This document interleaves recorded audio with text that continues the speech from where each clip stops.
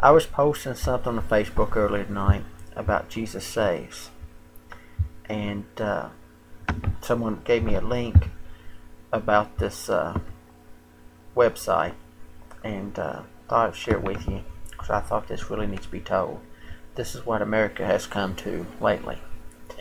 60 days in prison and fined $12,180 for hosting a home Bible study in Arizona. The war on home Bible studies and house churches today is heating up. Down in Phoenix, Arizona, a man has been sentenced to 60 days in prison and has been fined $12,180 for hosting a Bible study in his home since 2005.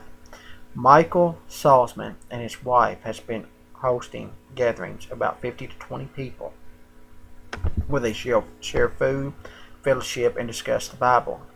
Unfortunately, that kind of thing is against the law in Phoenix, Arizona, apparently.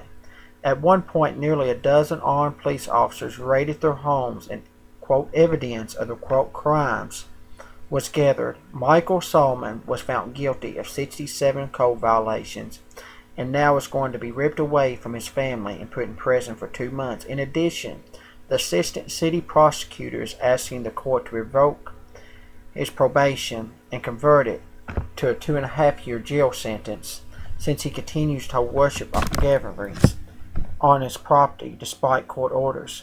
This kind of case has the potential to have a huge chilling effect on home gatherings of all kinds all over the United States, and this is right on our home courts today. You may be thinking that you are glad that this man is being put in prison because you aren't a Christian and you don't have the sympathy for Christians. Well, what if you want to hold a small gathering in your home to discuss the U.S. Constitution?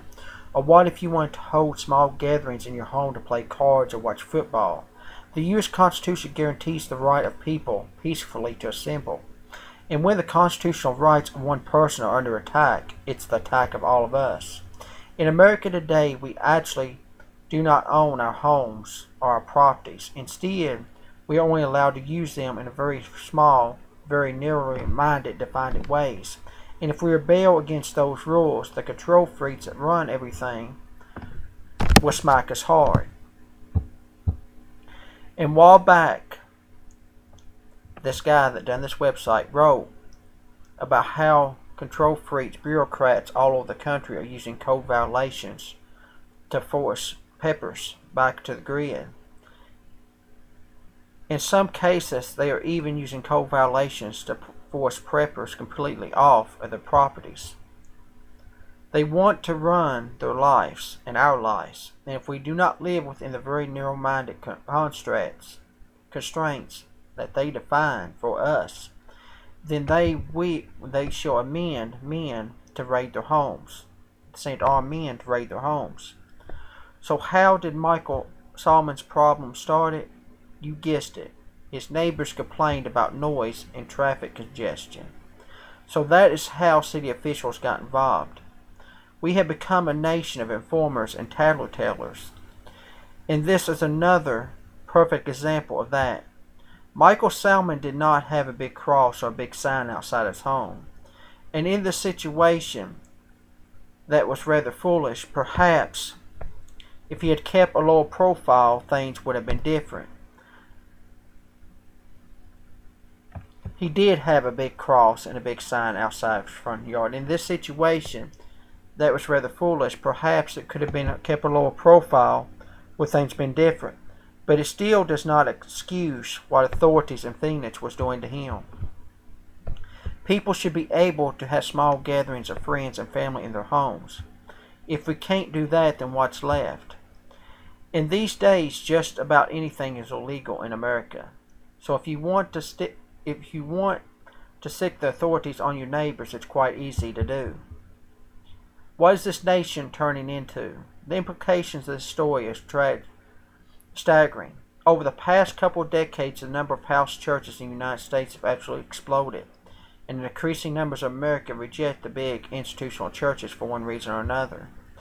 Now we are seeing a backlash against the home church movement. Are we going to start to see authorities systematically coming after home Bible studies in house churches all over America.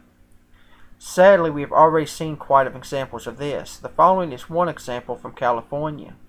A Christian couple from Orange County, California was fined earlier this month for holding Bible studies as for what the city officials called a regular gathering of more than 3 people in their homes. They have now been told they face a $500 fine if they continue to hold Bible studies in their home. Fortunately, authorities in this case have backed off, at least for now, after emerged public pressure. But this is just the beginning. Bible-believing Christians are now considered to be outside the mainstream and outside the norm, and are being attacked in unpredictable ways. For example, the head of Personhood USA, Keith Mason, had his home brutally vandalized after he was featured in a recent Newsweek article. When the Newsweek article posted was on the website The Daily Beast, someone left a comment that contained his home address. Unfortunately, some very sick individuals decided to pay a visit to his home and hoarded a boulder that destroyed the glass in his front door. In addition, they took red spray paint and painted cuss words with red goat hangers on his house and on his sidewalk. The following is how this attack was described in a recent Newsweek article. Mason said he was awake at the time of the attack.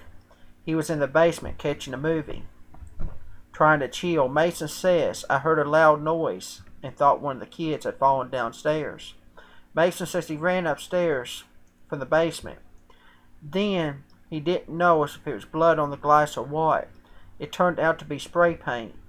There was red paint all over the side of his house. They painted the coat hangers all over the sidewalk and door. We called 911. The police was there within 3 minutes. The family has moved from the home, and they said they have no plans to return. Is this what America is turning to? Hate and anger are rising at unpredictable levels, and seems like psychopaths are running all around. I truly fear for the future of this nation.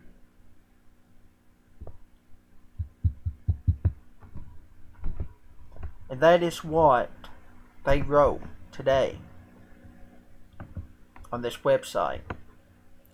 But I'm going to tell you tonight, what is this world coming to? Are we going to wake up one day and there's going to be a knock on the door saying deny God or be killed? That's probably the next step. We as Christians sat back when Bibles and prayer was took out of the schools, and the Pledge of Allegiance we couldn't say no more. I grew up saying the Pledge of Allegiance, but while I was still in school it was taken out, and we sat back. Are we going to sit back and allow this to happen in America as well? It's time to make a stand, and it's time to make a difference. And I encourage each and every one of you to get a hold of somebody and plead this case, because this is a case that should not go any farther. Because what's next for America if we let this stand? We have a constitutional right to praise the Lord. We have a constitutional right to stand up for what we believe.